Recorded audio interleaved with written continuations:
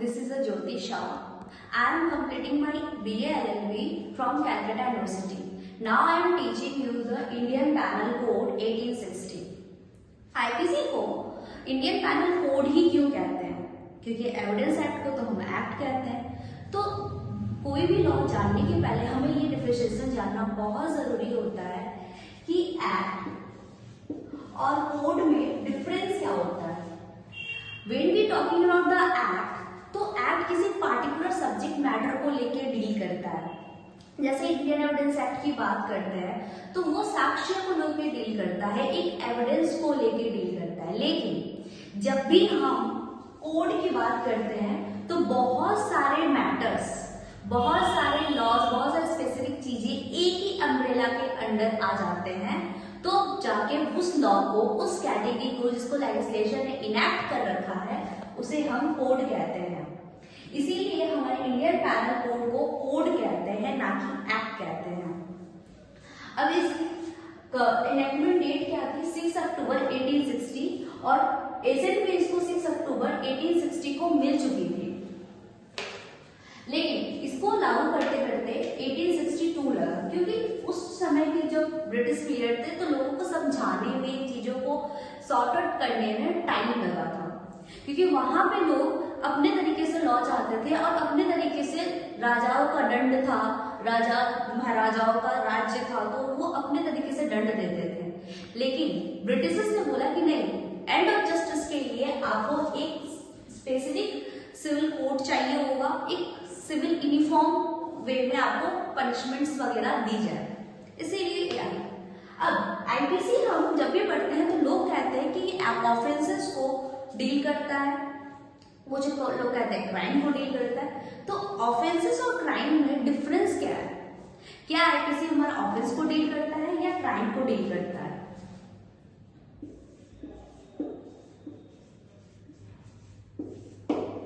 क्योंकि हम जब भी पढ़ेंगे अपने सेक्शन 40 में तो हमें ऑफेंस का डेफिनेशन दिया गया है, क्राइम का नहीं, और हम कहते हैं this is a criminal law. तो ऑफेंस और क्राइम क्या अलग है या एक है? ऑफेंस और क्राइम ऑलवेज अलग होते हैं। एक सीरीज में आप कुछ भी रॉन्ग करते हो, कुछ भी गलत कार्य करते हो, तो उसे हम क्राइम की कैटेगरी में रखते हैं। This is a crime.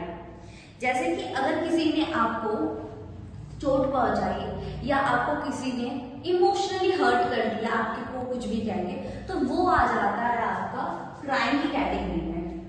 लेकिन कोई भी गलत कार्य, कोई भी गलत एक्ट या ओमिशन जो आपकी ड्यूटी थी या कुछ ऐसे एक्ट्स या ओमिशन जो है, वो ऑफेंस की कैटेगरी में तब आते हैं जब अपना लेजिस्लेशन उसको इनैक्ट करता है, या उस पार्टिकुलर सब्जेक्ट को लेके या उस पार्टिकुलर एक्ट को लेके लेजिस्लेशन में बात कही गई हो या कहीं पर लॉ बना दिए गए हो। एक सिंपल सा एग्जांपल आपको हम देते हैं। 354A, this is offence against a woman. यहाँ पे जब भी आप 354A पढ़ेंगे, सेक्सुअली हैरेसमेंट के ऊपर है, तो वहां पे हम ये देखेंगे कि एनी मैन, कोई भी व्यक्ति जो कि मैन है, जो कि मेल की कैटेगरी में आता है। तो यहाँ पे जब भी हम लोग एनी मैन वर्ड जब हम लोग यूज करते हैं या देखते हैं, तो आप अपने जमीर से एक चीज पूछ सकते हो, क्या सिर्फ मेल पर्सन ही हैरेस करते हैं? हैरेसमेंट, सेक्सुअली हैरेस तो मेल पर्सन का खुद भी हो सकता है। कोई फीमेल किसी मेल पर्सन को क्या हैरेस नहीं कर सकती? क्या मेल पर्सन के अंदर कोई फीलिंग या कोई वो सेक्सुअली हैरेसमेंट या कोई इमोशनली डिसबैलेंस नहीं हो सकता? ऑब्वियसली हो सकता है। लेकिन यहाँ पे कैटेगराइज एनी मैन कहा गया है। अगर कोई लड़का या कोई मेल पर्सन किसी फीमेल को सेक्सुअली हैरेस अगर करता है, उस समय पर उस सेक्सुअली हैरेसमेंट के ऊपर आप 354A लगा सकते हैं आईपीसी में। लेकिन same thing and same point of view में अगर कोई वुमेन किसी लड़के को सेक्सुअली हैरेस करती है तो उसके लिए कोई लॉ नहीं है हमारे आईपीसी में। तो क्या ये गलत नहीं है? ऑब्वियसली ये गलत है और इस गलत की कैटेगरी में आता है। लेकिन कोई सजा नहीं होती just because it's not an offence. अगर कोई वुमेन किसी मेल के साथ कोई भी सेक्सुअली अनएक्टिविटी करती है, जो कि अनैतिकता पूर्वक कोई भी कार्य करती है, तो वो ऑफेंस की कैटेगरी में नहीं आता, दिस इज अ क्राइम। लेकिन ऑफेंस की कैटेगरी में तब आता है जब उसको इनेक्ट कर दिया गया हो और कोई मेल पर्सन वुमेन के साथ अगर कुछ गलत करता है, क्योंकि वो ऑलरेडी इनेक्ट है। एक और एग्जांपल से समझा सकती हूँ। अगर कोई व्यक्ति पानी में डूब रहा है और आप वहां से बाईपास हो, आप गुजर रहे हो और वो हेल्प हेल्प चिल्ला रहा है, आपने उसे देखा वो पानी में डूब रहा है, ठीक है डूबने दो, और वो वहां से निकल गए, उस समय आपने कोई भी ऑफेंस नहीं किया है, क्योंकि आपकी कोई भी ड्यूटी नहीं थी उसे बचाने की। तो जब आपकी ड्यूटी नहीं है उसे बचाने की और वो बंदा डूब के अगर मर भी जाता है, तब भी आपके ऊपर कोई भी चार्जेस नहीं लगेंगे। आईपीसी के कोई भी सेक्शन या लॉ के कोई भी सेक्शन आपको दंडित नहीं कर सकता, आपको पनिशमेंट नहीं मिल सकता। लेकिन वहीं पे अगर आपने किसी व्यक्ति को धक्का देके अगर डुबा दिया हो, उस टाइम पे आपको यहाँ पे ऑफेंस की कैटेगरी में रखा जाएगा। उस टाइम आपने ऑफेंस किया, क्राइम प्लस ऑफेंस दोनों किया, क्योंकि इसको लॉ ने लेजिस्लेशन में इनेक्ट किया गया है कि आप किसी का मर्डर नहीं कर सकते, आप किसी को हर्ट नहीं कर सकते, रॉन्गफुल क्रिमिनल फोर्स नहीं कर सकते। तो ऑफेंस और क्राइम की डेफिनेशन में आई होप आपको समझ में आ गया हो। क्राइम जैसे अगर हमें कोई एक शब्दों में कहा जाए कि क्राइम को डिफाइन करो, तो हम ये कह सकते हैं एनी एक्ट और omission that harms a person but not enacted in the legislation. लेकिन वहीं पर अगर ऑफेंस की डेफिनेशन देखी जाए तो ऑलरेडी हम सेक्शन 40 आईपीसी में हम देखते हैं। उसके बाद कोई भी क्राइम के करने के बाद जो आईपीसी सेकेंड स्टेज आती है अपनी, वो आती है ये 4 स्टेजेस। ये क्राइम के 4 स्टेजेस है जो कि पॉपुलर है। 4 स्टेजेस जाने के पहले हम ये जानेंगे कि आईपीसी में हमारे कितने सेक्शंस और चैप्टर्स हैं। टोटल यहाँ पे 511 सेक्शंस है और चैप्टर 23। आईपीसी में ये सेक्शन और चैप्टर हमें पढ़ना पड़ता है। ये टोटल सेक्शन और चैप्टर मैंने इसलिए बताया क्योंकि ये जो पूरे सेक्शन और चैप्टर्स के बेसिस पे ये आईपीसी टिकी हुई है इस थ्योरी के ऊपर, क्योंकि ये 4 कैटेगरीज को ही डिफाइन करके आगे की आईपीसी हम पढ़ते हैं और हम समझते हैं। पहला है मेंस रिया। मेंस रिया का मतलब क्या होता है? सपोज मान लो रोड से कोई आपका फ्रेंड गुजर रहा होगा, आप बाइक से जा रहे हो या बाईपासर जा रहे हो, आपका मन किया जाते हुए उसको एक पीछे से टपली मार के जाओ, लेकिन आपने बस आपके दिमाग में वो चीज चल रही है लेकिन आपने किया नहीं। तो जब तक आपके दिमाग में वो एक्टिविटीज, कोई क्रिमिनल इंटेंशन या कोई क्रिमिनल एक्ट आपके जब तक आपके दिमाग में चल रही हो, तब तक उसे हम मेंस रिया कहते हैं। इसीलिए इसके ऊपर मैगजीन है actus non facit reum nisi mens रिया।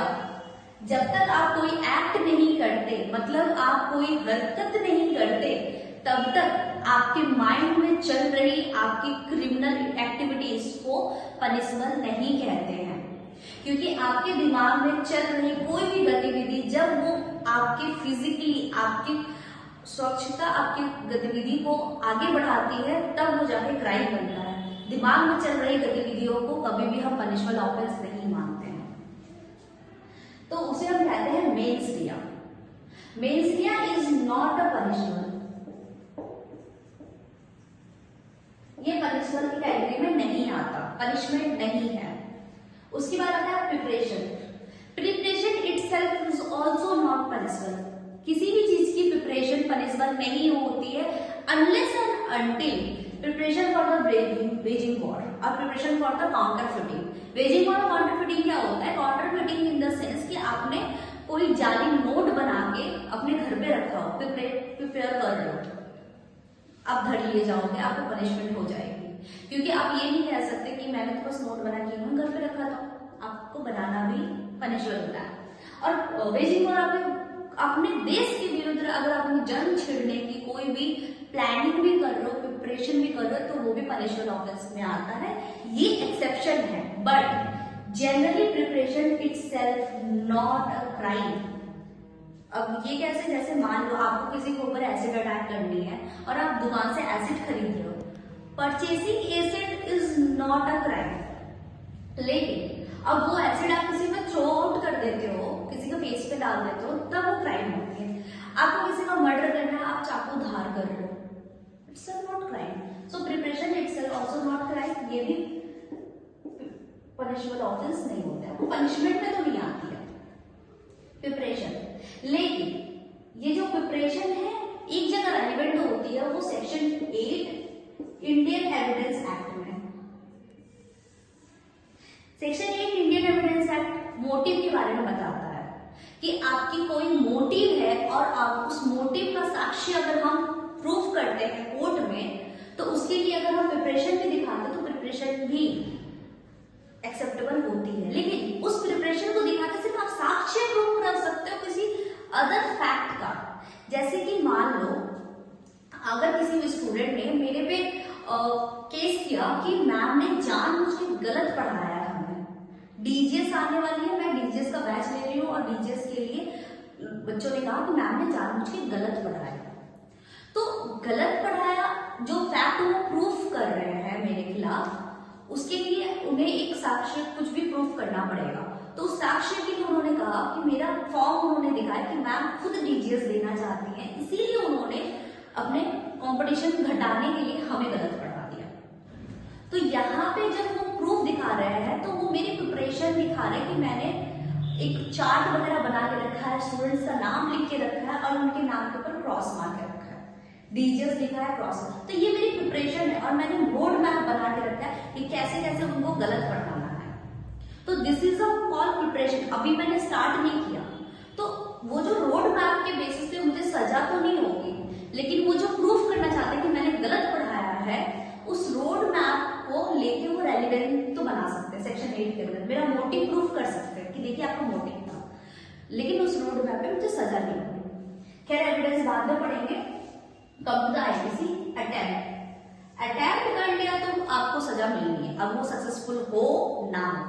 आईपीसी में एक ऐसा सेक्शन है जो ये बतलाता है कि आपने कोई चीज का अटेम्प्ट किया और वो कोई क्राइम करने जा रहे हो, वो क्राइम का अटेम्प्ट किया, बच गए तो सजा होगी, और अगर उस क्राइम का अटेम्प्ट किया और वो सक्सेसफुल हो गया, वो क्राइम करने में आप सक्सेसफुल हो गए, तो आपको लॉ छोड़ देगा, सजा नहीं होती है।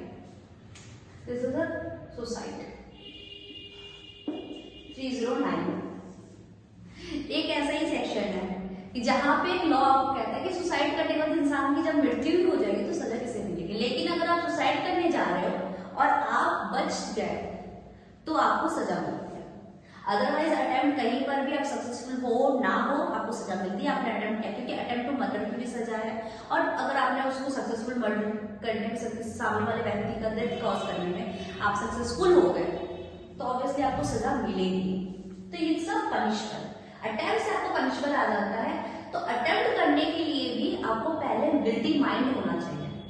अगर इस आपका गिल्टी माइंड ही नहीं है और आपने अटेम्प्ट कर दिया तो आप बच सकते हो, क्योंकि अगर मैं किसी पर्सन को डांस कर रही हूँ किसी के साथ एक ऊंची जगह पे और डांस विदाउट गिल्टी माइंड, मेरे हाथों से वो गिर गया, मैंने अटेम्प्ट कर दिया विदाउट गिल्टी माइंड, तो मैं एक्सेप्शन में हूँ क्योंकि गलती से गया, लेकिन मेरा गिल्टी माइंड था, मैं उस सामने वाले व्यक्ति के लिए रिवेंजफुल मेरे थॉट्स थे, प्लस मैंने प्रिपरेशन भी किया था कि मैं बहुत टाइम से सोच के रखा था कि कोई ऊंची जगह पे उसको लेके जाऊँ, कोई ऐसी जगह पे लेके जाऊँ, और मैं उसको लेके गई, प्रिपरेशन किया मैंने इस चीज का, क्योंकि मैंने उसके बारे में पता किया कि उसे ऊंची जगह से फोबिया है या डर है, वो प्रिपरेशन थी, और उसके बाद जाके अगर मैंने अटेम्प्ट किया तो ये तीनों मिलके बन जाते हैं मेरे क्राइम।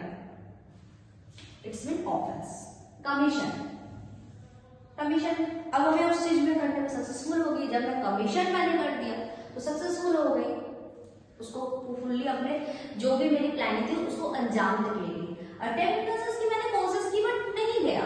अगर मैंने किसी व्यक्ति को ऊंची जगह से धक्का मारने की कोशिश की, अटेम्प्ट किया, धक्का देने की कोशिश की, कमीशन नहीं हो पाया, वो बच गया, वो हट गया, फिर भी मुझे सजा होगी।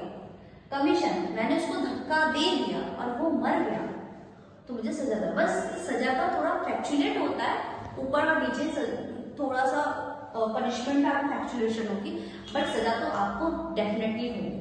हाँ, लेकिन अगर मेंस लिया नहीं रहा तो नहीं होगी। इसीलिए बार बार मैं ये मैगजीन्स बोल रही हूँ, एक्टस नॉन फेसिड रिया मिसी मेंस रिया, मतलब आपका एक्ट विदाउट गिल्टी माइंड तो आपका एक्सक्यूज में जाता है, एक्सेप्शन में जाता है, लेकिन act with the guilty mind आपको सजा होती है।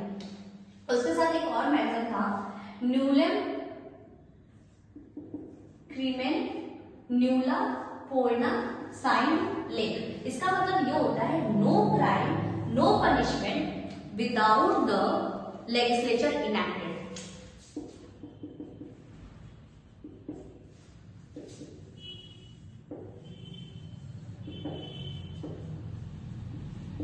जब तक लेजिस्लेचर ने कोई भी चीज इनैक्ट ना की हो, ये कितना ही सारी चीजें आपके एक एक्ट में दर्शाता, आपको गिल्टी माइंड का प्रिपरेशन का अटेम्प्ट किया, कमीशन भी कर दिया, लेकिन जो आपने किया वो पूरा सीरीज लेजिस्लेचर ने रखा ही नहीं है, उस एक्ट को पनिशमेंट ऑफेंस में रखा ही नहीं है किसी लॉ में, तो वो आपका किया हुआ ऑफेंस नहीं होता और यू आर नॉट पनिशेबल।